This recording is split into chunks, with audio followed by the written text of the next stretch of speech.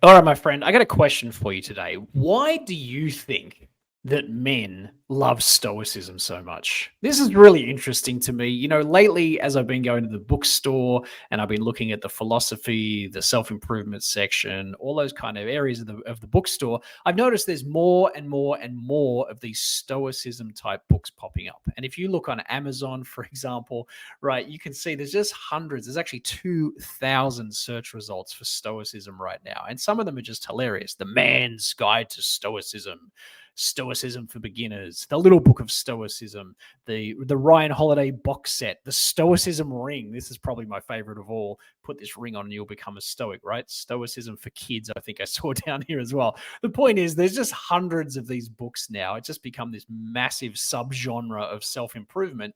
And interestingly, to me, I've noticed that it typically is men who these books appeal to. If you look at the covers and the way they're designed and all that kind of stuff, they don't have much of a femininity about them. They tend to be masculine oriented. And that's because they know that's the market. So, why do men love Stoicism so much? What is it about this genre of writing and philosophy and self improvement that is so damn appealing? So, I've come up with three ideas that I think are the reasons why Stoicism is so interesting and appealing to men. And I'm curious to know your thoughts as well. So, number one, I think, is because it is easy to admire Stoicism. So, if you look at the most famous people like Epictetus or Seneca or Marcus Aurelius or whoever we kind of, admire as the Stoics out there, most of them, number one, they're dead. And number two, we're only reading their writings. So we're reading the very best of their refined thinking and we're actually getting their perspective only after they've thought it through and then they've written it down. I think when we look at people like Seneca or Marcus Aurelius or whomever the hell the latest Stoic du jour is,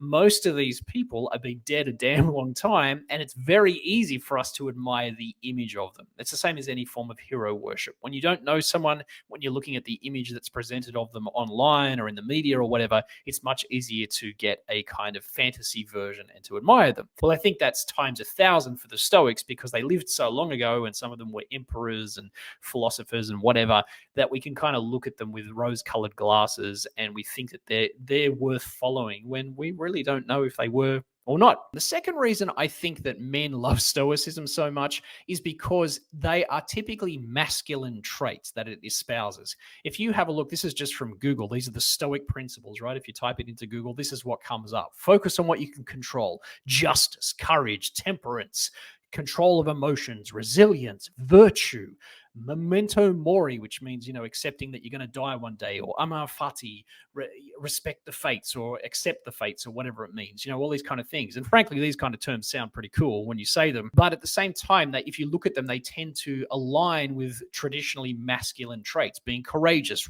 being resilient, being tough, having virtue, fighting for justice. They're kind of like the things you hear in superhero movies as well. These are traditionally masculine traits. And I think for men, it's much easier for us to lean into them than to try and focus on things like kindness or vulnerability or admitting that we're scared or, seeking love in our lives or whatever it is. You don't hear the Stoics talking a lot about those type of things. They tend to lean into these more traditionally masculine type traits. So these are really important for us to recognize. I'm not saying they're bad necessarily. I think some of them are fantastic things to espouse and to try and live by in your life. But at the same time, they do tend to lean on the masculine side of things. And this is one of the reasons I think men gravitate towards this type of philosophy more so than traditional type of self-improvement or personal development or whatever. The third reason that I think men love Stoicism is because it gives them a sense of uniqueness. If you look at the modern world today, most of us want the same kind of things. We want success, we want fulfillment, we want happiness, we want love, all these type of things. But if you take a Stoic philosophy, it's more about, learning and inner resilience, and the journey's more important than the destination, and accepting your fate and realizing that life is short. And so these things sound pretty damn impressive and very unique.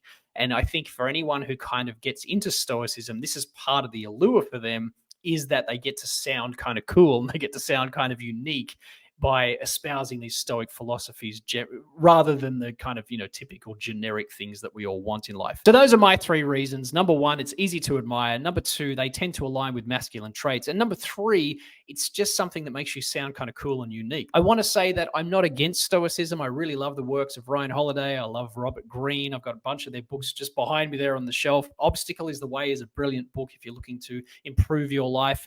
Same as Mastery by Robert Greene is one of my all-time favorite books. So there is a lot of value in the Stoic philosophy. It's just very interesting to me that men seem to be so attracted to it. And as a man, I've been attracted to it in the past as well. But there is a whole other genre of writing and lessons that we can learn. And I think it's important, if you are super into Stoicism, to sometimes expand your mind beyond those things and to realize that life isn't all just being this heavy Stoic and trying to follow an emperor from the third century or whenever Marcus Aurelius was born. All right, my friends, that's all I got to say on the subject. I'm very curious to know, why do you think men love Stoicism? Has it been useful for you? And what's been your biggest lesson from Stoicism? All right. Thanks for watching. I'll see you in the next video.